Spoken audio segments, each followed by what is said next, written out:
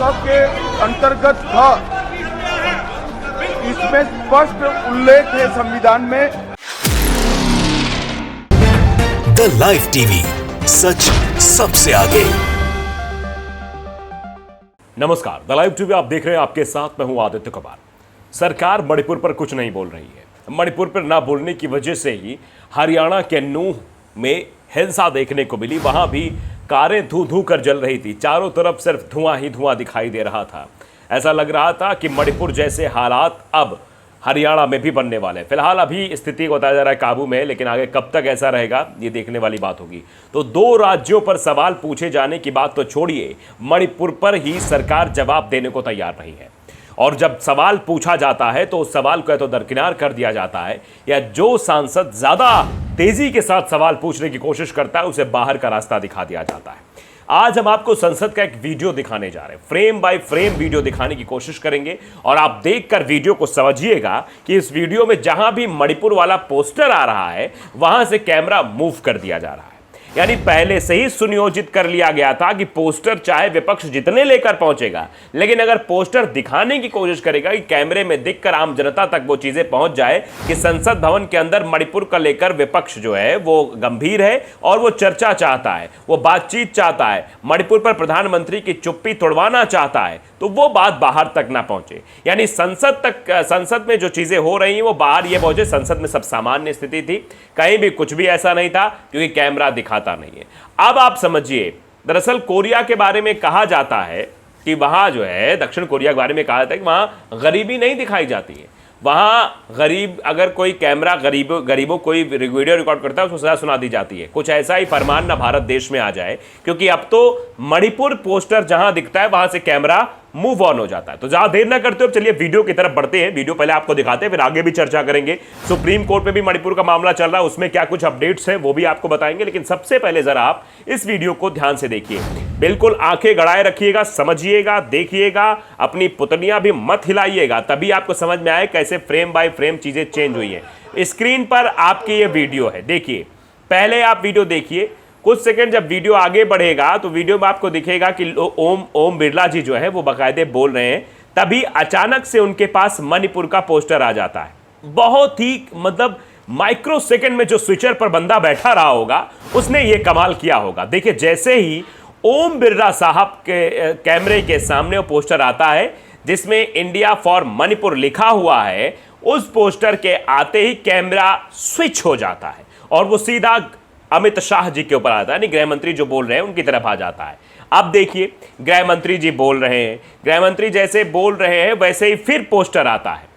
यानी आप देखिए, फिर वही पोस्टर आता है। ध्यान से देखिएगा, मैं बाकायदे आप जो घेरा देख रहे हैं जिसमें इंडिया फॉर मणिपुर लिखा हुआ, आप ये गोल घेरा भी देख सकते हैं। देखिए कितने सेकंड के लिए ये आया, फिर तुरंत स्विच हो गया। फिर कैमरा जो है वो ओम बिरला जी, यानी ओम बिरला जी लोकसभा अध्यक्ष की तरफ चला गया। अब लोकसभा अध्यक्ष जी के पास फिर पोस्टर आता है और फिर कैमरा स्विच हो जाता है। आप देखिए जरा, बार बार ये चीजें हम आपको इसलिए दिखा रहे हैं कि जब भी मणिपुर का नाम आए उसके बाद कैमरा फ्रेम चेंज हो जाए।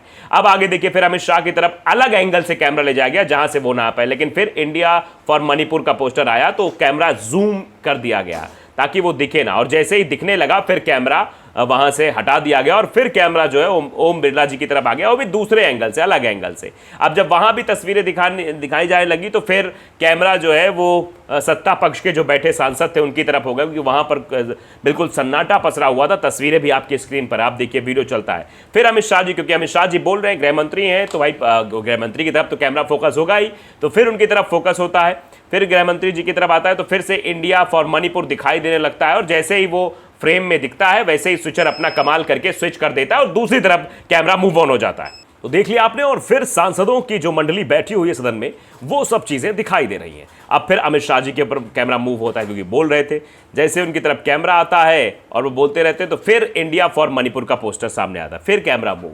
मतलब इतने वीडियो में, जो मैं पूरा वीडियो 54 सेकंड का वीडियो, इतने में कितनी बार फ्रेम चेंज हो रहे हैं इसको बाकायदे आप देख सकते हैं।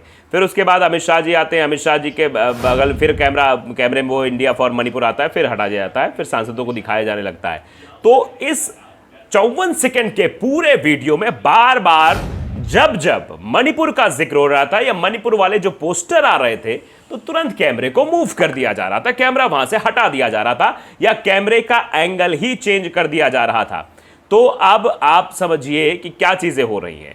देखिए, राहुल ने लिखा है कि ट्वीट करते हुए बकायदे, जहां जहां मणिपुर शब्द लिखा वहां से कैमरा तुरंत हटा दिया गया। मतलब जहां से मणिपुर का जिक्र हो रहा था, जहां पर चीज़ें दिखाई दे रही थी, वहां से जो है कैमरा हटा दिया गया था। अब अंदाज़ा आप लगा सकते हैं किस तरीके का घटनाक्रम हो रहा था। और अब चलिए, अब जो है मैं आपको बताता हूं कि आखिरकार मणिपुर में क्या कुछ चीज़ें हुई हैं, मणिपुर हिंसा में सुप्रीम कोर्ट के उसमें क्या अपडेट हुआ है। लेकिन आप देख सकते हैं कि सरकार किस तरीके से मणिपुर को लेकर कितनी गंभीर है। गंभीर वो इसलिए भी है कि विपक्ष अगर सवाल पूछ रहा है, विपक्ष अगर बेल में पोस्टर लेकर आ रहा है, सदन में पोस्टर लेकर आ रहा है, वो पोस्टर कैमरे के सामने दिखाना चाहता है, बताना चाहता है कि हम मणिपुर को लेकर सवाल पूछना चाहते हैं, मणिपुर को लेकर चर्चा चाहते हैं, तो कैमरा उधर से मूव कर दिया जाता है, शिफ्ट कर दिया जाता है। स्विचर की निगाहें बिल्कुल तेज तर्रार है इस चीज़ पर कि कहीं से भी एक भी फुटेज मणिपुर में, मतलब सदन के अंदर प्रोटेस्ट मणिपुर को लेकर हो रहा है, ये बाहर नहीं जाना चाहिए, देश और दुनिया को दिखने न पाए चीज़ें।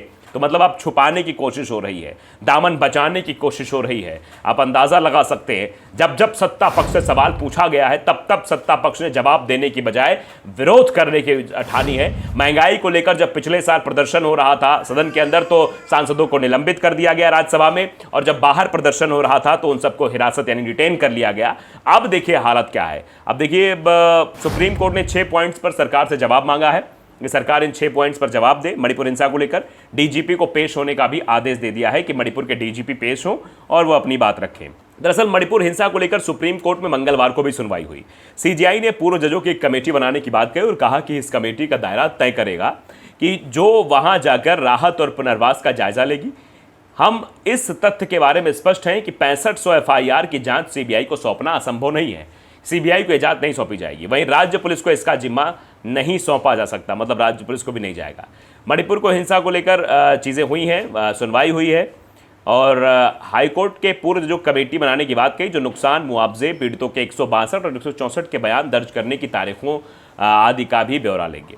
चीफ जस्टिस ऑफ इंडिया ने कहा कि हम भी ये देखेंगे कि सीबीआई कौन कौन मुद्दे लेकर कौन से मुकदमे एफआईआर जांच के लिए सौंपे जाएं। सरकार इस बात का हल सोचकर हमारे पास आए।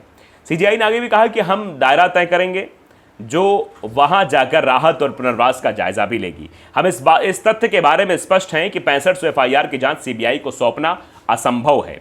वहीं राज्य पुलिस को इसका जिम्मा नहीं सौंपा जा सकता, तो हम क्या करें, इस पर विचार करना होगा। सीजीआई ने कहा कि मणिपुर में मरने वाले सभी हमारे अपने थे। सॉलिसिटर जनरल ने कहा कि अभी भी कई शव मोर्चरी में हैं जिनके बारे में कोई भी दावेदार नहीं आया है। इन सारे तथ्यों और दलीलों के बाद मणिपुर मामले की अगली सुनवाई अब सोमवार 7 अगस्त को होनी तय हुई है। इस दौरान डीजीपी को भी हाजिर होना होगा, यानी मणिपुर के डीजीपी को उस वक्त रहना होगा। मंगलवार को सुप्रीम कोर्ट में हुई सुनवाई में कई तथ्यों को भी रखा गया।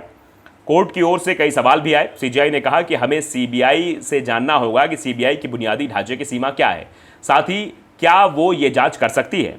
वहीं अटॉर्नी जनरल आर वेंकट रमणी ने कहा कि सीमावर्ती क्षेत्रों में ऐसी घटनाएं हो रही हैं जो बहुत परेशान करने वाली हैं। हमें समग्र दृष्टिकोण अपनाने की जरूरत है। इस अदालत की सहायता के लिए शुक्रवार को वापस आएंगे। सीबीआई को आगे बढ़ने दीजिए और देखिए क्या तथ्यात्मक बातें मौजूद हैं। उन्होंने ये भी कहा कि गंभीर रूप से झकझोरने वाली स्थिति है। युद्ध जैसी स्थिति में आरोप की बजाय अभी क्या कदम उठाए जा सकते हैं उस पर ध्यान देना चाहिए। और एसजी ने कहा कि सीबीआई पर 6500 एफआईआर की जांच का जिम्मा डालने से सारा अमला फेल हो जाएगा। तो विस्तृत रिपोर्ट की जो बात हुई है, क्या है 6 बिंदु, इनको बता देते हैं। पहली, घटना की तारीख। दूसरा, 0 एफआईआर दर्ज करने की तारीख। तीसरी, नियमित एफआईआर दर्ज करने की तारीख। और चौथी बात है कि वो तारीख जिस दिन गवाहों के बयान दर्ज किए गए, किस दिन सीआरपीसी की धारा 164 के तहत कोर्ट के सामने बयान दर्ज किए गए, गिरफ्तारी की तारीख। ये 6 बिंदु हैं जिन पर सुप्रीम कोर्ट ने जवाब मांगे हैं सरकार से और डीजीपी को तलब होने के लिए कहा है। यानी जब अगली सुनवाई होगी डीजीपी उसमें मौजूद रहेंगे। फिलहाल ये मामला चल ही रहा है, लेकिन आप देख रहे हैं किस तरीके से मणिपुर के हालात बने हुए हैं। मणिपुर पर बोलने को कोई तैयार नहीं हो रहा है। मणिपुर पर सरकार जब सवाल पूछा जाता है तो सदन से या तो फिर सांसद का निलंबन हो जाता है या फिर कैमरे से वो फुटेज ही गायब कर दी जाती है। तो द लाइव टीवी को अगर आपने सब्सक्राइब नहीं किया जरूर करिए, बेल आइकन दबाइए ताकि सच खबर आप तक पहुंचती रहे। नमस्कार। द लाइव टीवी, सच सबसे आगे।